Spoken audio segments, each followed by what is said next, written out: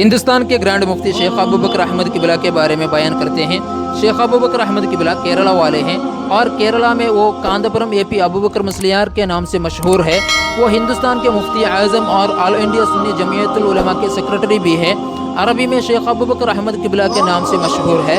کیرلا ریاست میں کوڑیکوڈ ضلع کے کانداپورم نامی گاؤں میں پیدا ہوئے۔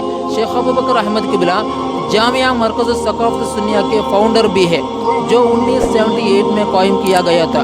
آج جامعہ مرکز ثقافت سنیہ کی کارروائیاں ہندوستان کے اندر اور باہر بہت سی شاخوں میں پھیلی ہوئی ہے۔ اس کے مین کیمپس میں آج 20,000 سے زیادہ طلبہ تعلیم حاصل کر رہے ہیں۔ اس کے ساتھ شیخ ابو بکر احمد قبلہ کئی تنظیموں کی سربراہ بھی ہے۔ جامعہ مرکز ثقافت سنیہ میں ان کے صحیح البخاری درس میں ہر روز ہزاروں طلبہ پڑھ رہے ہیں۔ اللہ تبارک و تعالیٰ ان کے اعمال قبول فرمائے، آمین یا رب العالمین۔